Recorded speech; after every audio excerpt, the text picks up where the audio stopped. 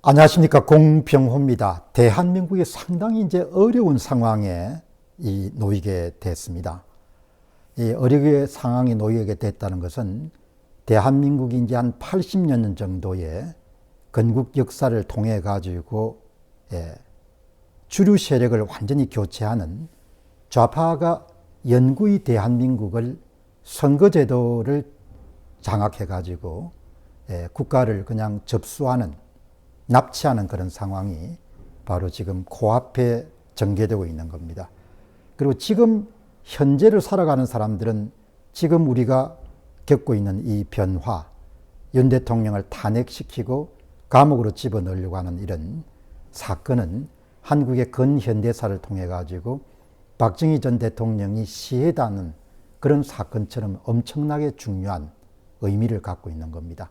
다르게 이야기하게 되면은 이제 한국인들이 선거를 통해서 권력을 교체하는 것이 과연 가능한 사회가 계속될 것인가, 아니면은 원천적으로 불가능할 것인가라는 그런 시험대에 올라선 그런 시점이 바로 지금이다, 이렇게 봅니다.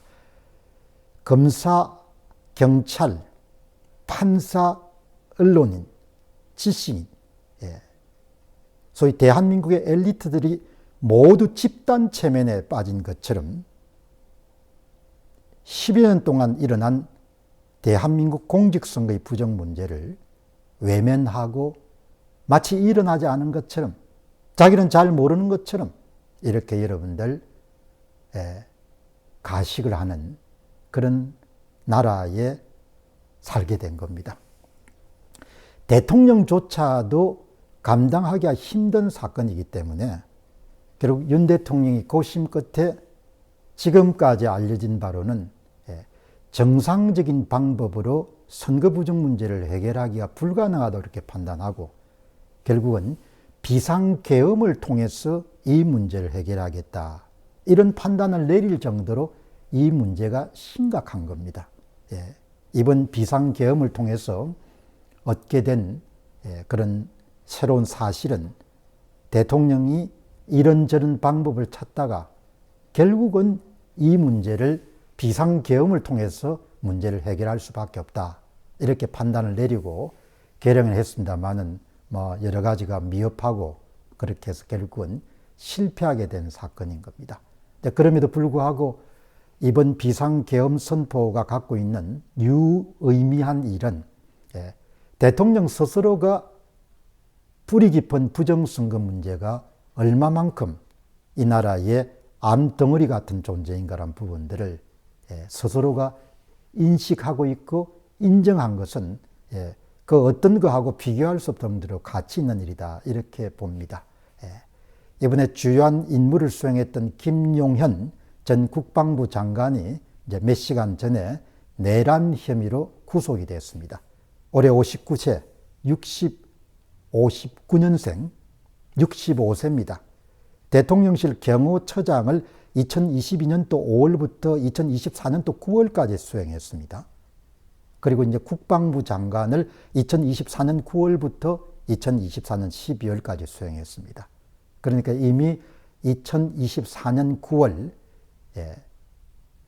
김용현 경호처장을 국방부 장관으로 이렇게 승진시킨 것은 이미 그때 윤 대통령이 비상계엄에 대한 그런 계획을 갖고 있었구나, 이런 생각을 할 수 있습니다.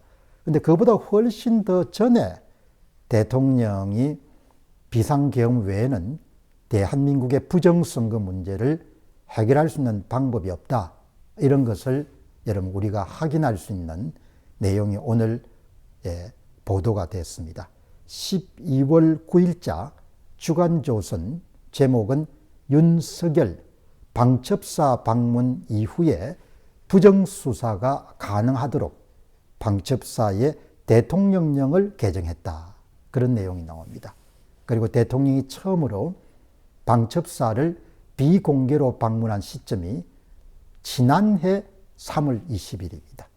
2023년도 3월 20일 날 국군방첩사령부, 일명 방첩사를 방문해가지고 대통령령 개정안을 아마 논의를 한 것 같습니다. 그리고 4월 18일 부정선거 의혹을 수사할 수 있는 근거를 바로 방첩사령부의 대통령령으로 그것을 포함시키게 됩니다. 대통령령 제33409 일부 개정안을 통해서. 그러니까 2023년도 3월 22일이니까 1년 훨씬 전부터 여러분들 선거 부정 문제에 대한 고민을 하기 시작한 걸 볼 수 있습니다. 그럼 2023년 3월 22일이라는 것은 취임하고 나서 여러분들 1년이 채 되지 않았던 시점입니다. 그러니까 대통령은 본인이 여러분들 직접 후보로 뛰었던 대통령 선거뿐만 아니고 한 달 후에 실시돼 갔던 2022년도 10월 달에 지방선거까지, 그리고 그 이후에 10월 달에 서울시장, 부산시장 보궐선거까지 대통령이 부정선거 전모를 일찍부터 알고 있었던 겁니다. 너무나 안타까운 것은 집권 초기에 그 문제를 왜 해결하지 못했을까, 이런 안타까움을 가지게 되는데, 이제 지금 와서 보게 되면은 대통령 자신도 어떻게 해볼 도리가 없는 그런 상황이지 않았느냐, 그렇게 생각합니다. 이제 그리고 나서 대통령령을 개정하고 나서 1년 6개월이 지난 12월 3일 날 비상계엄을 선포하고 가장 많은 인력을, 방첩사 인력 가운데 가장 많은 인력을 과천시 중앙선거관리위원회에 투입한 겁니다. 이번 사태는 이제 한국인들에게 굉장히 중요한 그런 사건입니다. 이제 12월 10일 날 어제 현재 중앙선거관리위원회는 감사와 관련된 감사원과의 권한쟁의 심판을 지금 법정에서 다투고 있습니다. 선거관리위원회는 비상계엄을 겨냥해가지고 정부의 선거 개입 가능성이 드러났다, 이렇게 거짓말을 하기 시작한 겁니다. 지금 대한민국의 모든 권력은 선거관리위원회가 제조 생산하고 있는 겁니다. 제가 여러분 자료로 확인한 것만 하더라도 2017년 이전 자료까지, 사전투표가 실시되기 이전에는 또 이런 부재자 투표에 손을 많이 댔습니다. 그러나 그때는 그야말로 초벌구이 형식으로 아주 적은 분량의 손을 댄 겁니다. 이 방송을 통해서 여러 번 강조한 바와 같이 2017년도 대통령 선거, 박근혜 대통령을 탄핵하고 치러졌던 2017년 문재인이 여러분들 집권하기 시작한 2017년 대통령 선거에서도 대략 한 14%, 사전투표자 수의 14%의 표를 문재인 후보와 함께 더해 준 겁니다. 그것이 모두 선거 데이터로 다 드러나지 않았습니까? 그리고 그 이후에 2024년도 4월 10일 총선뿐만 아니고 2024년도 10월 16일 보궐선거까지 완벽하게 부정선거를 자행해 온 겁니다. 그러나 유감스럽게도 한국의 검사들, 판사들, 경찰, 언론인, 지식인들은 이 문제를 덮는 것이 본인과 본인이 사랑하는 자식들 세대에 어떤 영향을 미칠 것인가에 대해서 깊이 숙고할 겁니다. 그럼에도 불구하고 본인의 이익이 더 중요하기 때문에 전부가 윤 대통령을 탄핵 내지 하야시키고 결국은 대한민국이 영원히 선거 부정의 어두운 그런 속으로 여러분들 굴러떨어지도록 합하여 악을 행하고 있는 겁니다. 대한민국이 참 악한 나라가 되어버린 겁니다. 젊은 날부터 더 나은 나라, 더 좋은 나라, 더 훌륭한 나라를 만들기 위해서 저도 체제의 개혁과 개선에 힘을 보태는 일을 꾸준히 수행해 왔습니다만은, 나라가 부정선거를 자행한 자들이 10여 년 이상 정도 선거 부정을 통해서 완전히 좌익의 나라로 만들 정도까지는 제가 글을 많이 쓴 사람이지만 소설가적 상상력을 동원하더라도 그까지는 생각할 수가 없었던 겁니다.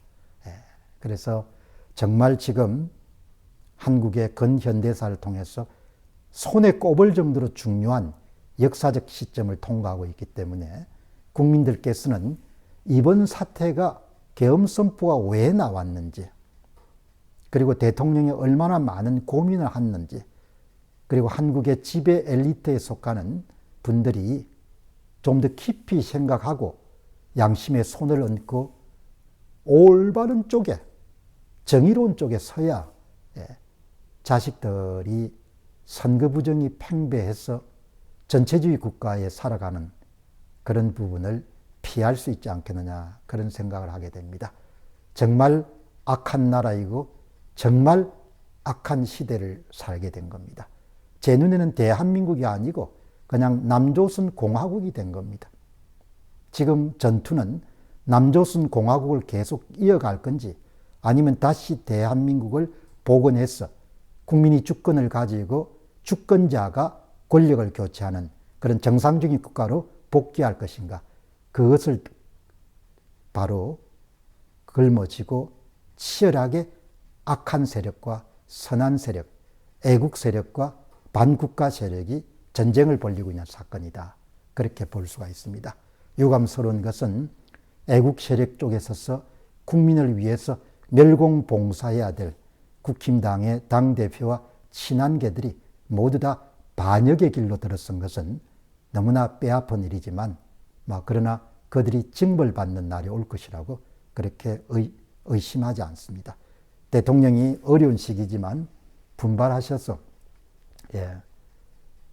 올바른 일을 회복할 수 있도록 그렇게 힘을 더해 주시기 바랍니다. 감사합니다.